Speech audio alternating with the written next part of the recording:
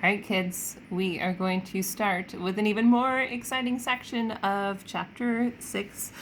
We are going to solve compound inequality. So we started the chapter with just regular inequalities, then we did solving single-step inequalities, then multi-step inequalities, and now we have this compound inequality. What the heck is that, right? You're going to learn. It's going to be a whole new world. It'll be fabulous. I really do love this chapter. It's going to be good. So before we get going, of course, every math teacher does this differently.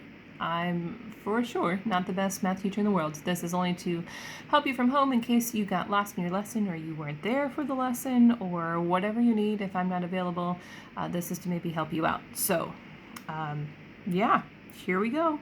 Our objective is to write, solve, and graph all three compound inequalities. What are those again?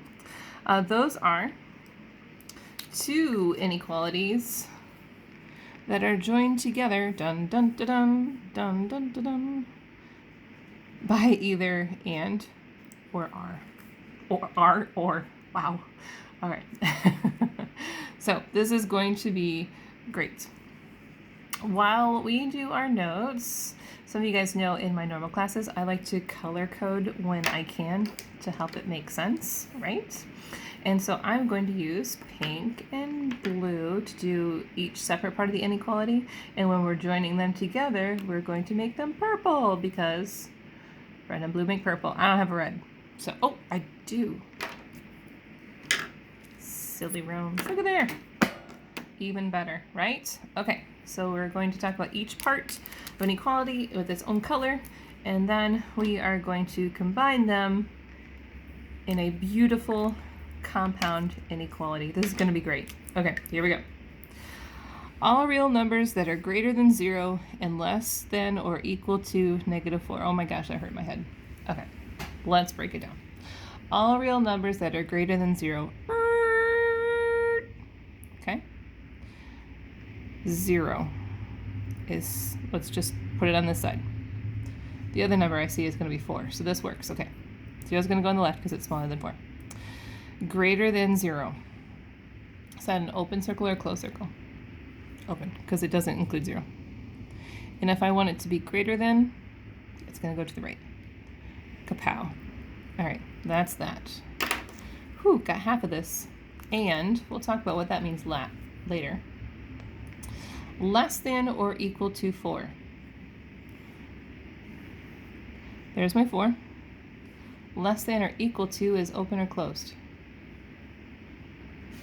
Closed. And less than goes to the left. You got it. So to the left. Go. Mwah! They meet right in the middle. X is the nose. Children, we got a big old smooch in the middle. And that, my friends, is an and situation. We are looking for numbers that are both greater than 0 and less than 4. So I'm going to smush this x between 0 and 4, right? Okay, let's do this a piece at a time. This is my x. This is my 4. Remember, when the variable comes first, it matches the direction of the arrow, right? So this arrow is going like so. X is less than 4, right? We said s is less than or equal to 4. That's half of it. Then on the other side, x has to be greater than 0. But in this case, this is kind of confusing. The x, this is my imaginary x here, my value here is on the right side of the number, so I can't use that little arrow trick, okay? Let's see, we want all numbers that are greater than 0, so x is on the greater side of 0, like so. Okay, all right. So with a compound inequality, a couple things. If it's an and, arrows are going to point the same way.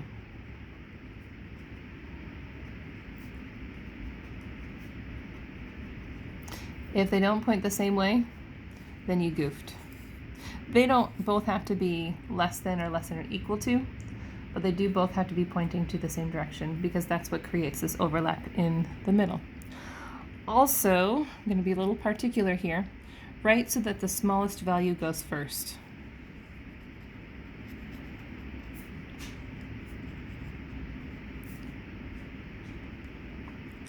So 0 is smaller than 4, so it goes first. Okay, again, and inequalities have overlapping arrows in the middle, and the inequality signs point in the same direction. These are really key things that will help you a lot in the future. Okay, there's our and. Now we get to do an or. Woohoo! Okay, it goes like this. You turkey tripod, get in my way. Okay. All real numbers that are less than -1 or greater than 2. Let's do this first because -1 is smaller than 2. So -1 is going to go over here. 2 is going to go over here. Less than -1 is open or closed? Open. And it goes to the left or to the right? To the left. To the left, to the left. And greater than 2. Open or closed? Open. To the right or to the left? Aha! So it seems like or is sad. Arrows pointing away from each other. Aww, they don't like each other. Okay. So people say that this is kind of a lame sauce situation. We have these really cool inequalities up here that all are combined, right? With an or, it's just on the right. Here is our x is greater than 2. And then over here, we have our x is less than -1. And it's just joined by the word or. I know it's not as exciting as this little 3-part dealio up there, but it is what it is. Okay. So just like above, where we had these and notes, we have some really important or notes. So or inequalities have arrows pointing in the opposite directions. So if they're both pointing this, if they're not pointing, they should be pointing out on the graph, and they should be also pointing out in the inequality. Or if the inequality signs point in the opposite directions. So that will not work. Okay, great. That's how you can check yourself. Okay, this is so much fun. Let's flip it over. Okay, now we are going to try to graph a compound inequality. Okay, I need to shuffle my papers here. Okay, so here we go. All real numbers that are less than 5 and greater than 2. And this is an and, so we're going to expect this one to kiss in the middle. Mwah. Okay, here's a subtle thing. 2 comes before 5, so I'm going to put the 2 over here and the 5 over here. Okay, I'm kind of like switching it up here. So greater than 2, open or closed? Open. Right or left? Right. Ooh, that's a start. Okay, here's 5. Less than 5, open or closed? Open. Less than is left. Mwah! Kiss in the middle. X. So X falls between 2 and 5. Here we see that X is less than 5, and that should tell us the order of the arrows. And then X was supposed to be greater than 2, so X is on the greater side of 2. Neither of them are equal to, so that's just how it goes. Woohoo! That was great. All right, not an or. Wah wah. We see an or, so we know that it's going to point opposite directions, or should, right? All real numbers that are less than -5 or greater than 3. Okay, this time -5 comes first. 3 is going to go here. What's less than? Open or closed? To the right or to the left? Good. Greater than 3, open or closed? Open. To the right or to the left? Good. Okay, so here we go. We're just going to bring them down separately. X is less than -5. X is greater than 3. 4. And that is all. Because numbers that are less than 5 and numbers that are greater than 3 do not overlap. They're not the same. Oh boy, oh boy. Here we go. Now we are going to, let's see. Before we drew a graph, now we're going to run. I lost myself for a second there. I was feeling a little redundant. Here we took our inequality and we graphed it.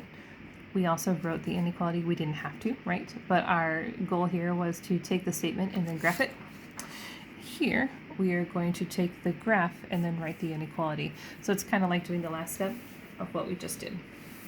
So we have two x's that meet in the middle. So what kind of inequality is it? It is an and. Yep. So x falls between -4 and 0. They're in the correct order.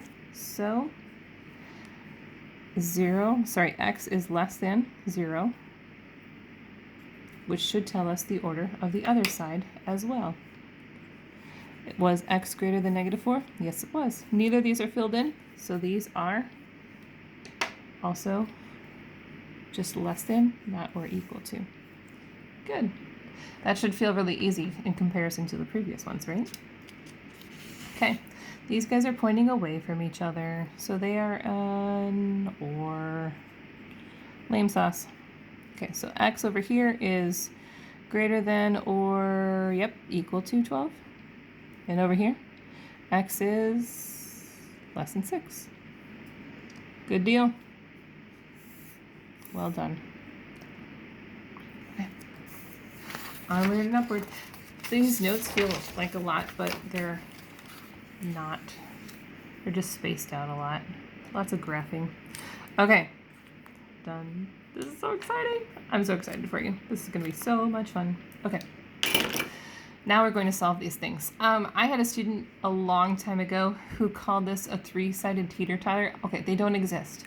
However, it's a really good analogy. When we solve equations, we say it's like a teeter-totter. What you do on one side, you do to the other, right? Okay. Well, for compound inequalities, what you do on one side, you do to the other, and then the other. So a three-sided teeter-totter does not exist. Someone should invent one, though, because it sounds like it'd be really fun. I don't have that many friends. But anyway, you should totally just tuck that in your brain and store that up, because that's good analogy there.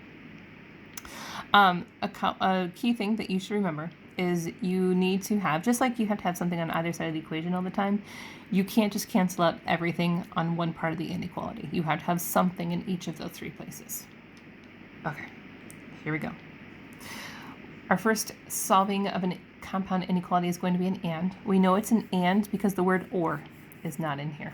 Okay, let's locate our variable. This guy. Now we could solve something like this, couldn't we? And we could solve something like this, couldn't we? But now we have all this business. What on earth are we going to do? Let's just focus here. This is my expression in the middle. 3x minus 8. What do I need to do to get the variable by itself? The reverse of a -8 is a +8. Okay. So we would say in an equation or inequality, a typical one, what I do on one side, I do to the other. With a compound inequality, we say what I do on one side, I do to the other, and to the other. Whoa, that's so much fun. Cancels that guy out.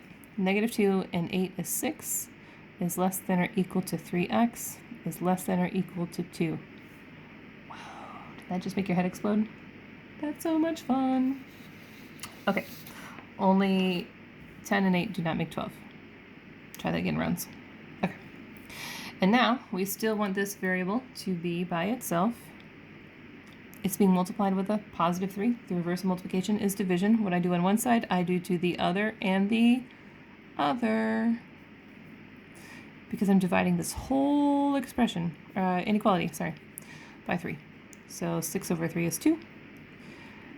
X, 18 over 3 is 6. I divided, but because it wasn't a negative, then the signs are going to stay the same. Cool. Everything's still in the same order. All the arrows are pointing in the same direction, so we're good. All right, how do we check our work? X needs to lie between 2 and 6. So, for example, 5. Does 5 fit between those two? Well, yeah, okay. So 3 5s is 15, minus 8 is 7. Is 7 between negative 2 and 10? Yes, it is. So it works. We can be happy. Okay. Okay, now to the ors. These are kind of not so exciting. Sorry, the ors are, I'm just sorry, ors, no offense, but you're just not as exciting as the ands. Okay, so this is an or. We just do them separately, just like the multi-steppers on the previous page. Get this x by itself, subtract off the 1, 3x. I didn't divide, so it's still negative, or less than. Divide by 3. X is less than 1. Didn't multiply or divide by a negative, so the sign stays the same. And then repeat on the other side. Dun, dun, dun. X is greater than 6. See? So we're just solving them in isolation on both sides. Okay.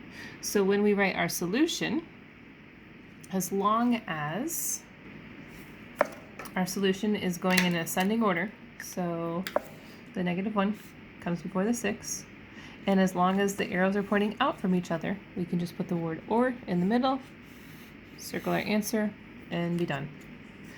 Now to check our work, it's kind of repetitive. I'm going to do both sides. So less than 1 over here would be 0. 3 zeros and 1 is 1. 1 is less than 3. Greater than 6 is 10. 2 tens is 20. Minus 5 is 15. That's greater than 7. So you have to do it on both sides. Okay. And we got it, guys. One more page. We can do this. We're going to do a couple more practice ones. Like we do in other lessons, I want to welcome you to pause, rewatch, go back as many times as you want. I'm going to assume that you're going to do that because if I paused while I'm teaching this on a video, this video would be really, really long. So I'm just going to kind of bust through this and trust that you are going to go back and rewatch as needed, okay? Okay, let's do this thing. So here, I want to solve for this guy. I just focus on that. What do I need to do first? Add the 18. What I do to one side, I do to the other, and to the other. And then 8, negative 4x, 48. Did I do anything that would change the signs? No. Okay. Now, x by itself. It's being multiplied. The reverse multiplication is division. What I do on one side, I do to the other, and the other. Negative 4 over negative 4 is 1, and I do just want a singular x. 8 over negative 4 is negative 2. 48 over negative 4 is negative 12. Okay. What, did I do anything to change the direction of my signs? Yes, I divided by a negative 4. So I flipped the signs. Okay. Do you see why this is not the correct final way to write this answer? Negative 12 is less than negative 2. So because we write these in ascending order, we're going to flip all of this.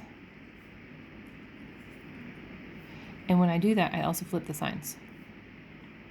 Because negative 12 is less than x, right? So x is greater than negative 12. Yep, so it's still there. So then, this should be our answer. That was a lot of business. A lot of opportunities for things to go wrong. So let's check ourselves. Let's find a number that's between negative 2 and negative 12. I feel like negative 10 would be a good one. Nice even number, right? Okay. Negative 4 times negative 10 is 40. 40 minus 18 is 22. Is 22 between -10 and 30? Yes, it is. Well done. Okay. So again, we flip the signs because we divided by a negative, and then we flip the signs again to write it in the correct order. Okay, let's try one more with an or. So we're just gonna do each one. Add 2, add 2. 6x is greater than -12. Isolate reversive multiplication is division. What I do on one side, I do to the other. Didn't do anything to change the direction of the signs. That was just an easy peasy one. -3x is still greater than 15 because I only added. That doesn't change anything. But we're dividing by a negative, so that means x is going to be less than -5. Okay. Before we just slap an or in there and hope for the best, remember with ors, these arrows should be pointing out. What's my problem? -5 is less than -2, and we write our answers in ascending order. So now it's going to be joined with an or. Okay. Of course, don't forget to check your work, but if you flip the order, make sure that you're checking your work in the right inequality. Okay. So x is less than -5. Let's try -6. -6 times -3 is 18. Minus 1 is 17. That's greater than 14. Oh, x is greater than -2. That's 0. This would be 0. -2 is greater than -14. Yep, that works. Woo! We got it. We got it. We got it. Sorry, guys. We kind of flew through that. I hope that helped. If it didn't, of course, go back, rewatch before you keep going. This lesson would take a million years to upload, though, if I took much more time than that. Okay. This is what we could call robust practice activity for you. This is requiring a lot of skills out of you, and I think it's good for you. So keep your notes close by. We move through our notes in the same order as this worksheet. You're welcome. Hopefully that helps you. Okay? All right. So the first section says to write an inequality that represents the statement. So, for example, here we have an and. Okay, so that's where we have an x between the two numbers. Row, 4, and then 0. We know that's going to be a problem. 0 comes before 4. Okay. So x is less than 4. X is less than 4. X is greater than 1. X is greater than 1. And that's how you do that. Got it? Okay, again, the order matters. Okay, so just be careful of that. The order matters. I may have just given you some hints. Now we're going to write an inequality that describes the graph. Let's find an or, because we just did an and up there. Here's an or. How did I know that was an or? Yeah, there's no overlap here. You could do, this means the same thing. This is the one that meets in the middle. Mwah. Okay, all right. So here we have x is a 7, x is something 9. X is less than 7, x is greater than 9. These signs are pointing opposite directions, so that's a good thing. Or, and that's our final solution. Okie doke. Let's just flip that upside down. We're going to sketch a graph of the inequality. So here we go. Doot, doot. -2 and 5, they go in that order. Let's see. I like to start here. X is less than or equal to 5. Open or closed? Closed to the left. Then x is on the greater side of -2 or equal to. Boom. Mwah. kiss in the middle. It's an and. Good deal. Good deal. Okay. And you'll squeeze the other one in underneath. Okay. Whew. This is a long one, guys. Okay, for the next ones, you are just going to solve the inequalities just like what we did on our notes. And I'm trying to pick a good one to do together without stealing the best one to do. Let's do number 20. Okay. Of course, you can go ahead and see if you could do number 20 without me, because you don't need me. You don't need me. You're just fine. Okay. Let's do it.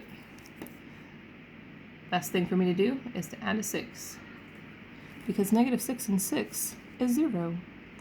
What I do on one side, I do to the other, and the other. Kaboom. 1, negative x, 9. Be careful, don't forget this guy. Okay. I did not multiply or divide by a negative, so I'm going to keep my signs. What happens when I make my negative variable into a positive? I am multiplying by a negative 1. And when I do that, all of the signs on everything else change. And when I multiply or divide by a negative, that flips the signs. And so you have the problem, though, where your solution is in a flip-flopped order. Negative 9 is less than negative 1, so bring it back. And then, of course, when you flip the order, flip the signs. And that's a really huge headache, so try it out and make sure you didn't goof it up. A number between negative 1 and negative 9 is negative 5. So negative 5. Sounds like a really bad rap song from the 80s. I won't bring you back to crisscross. But anyway, negative 5 times a negative is 5. Negative 6 and 5 is negative 1. Does negative 1 fit between negative 5 and 3? Yes, it does. And so that is your solution that you will put here. Cool. And then, yes, I'm going to subject you to word problems. You will not perish. You'll be just fine. Keep it simple. There's nothing to solve here. You were just writing the inequality.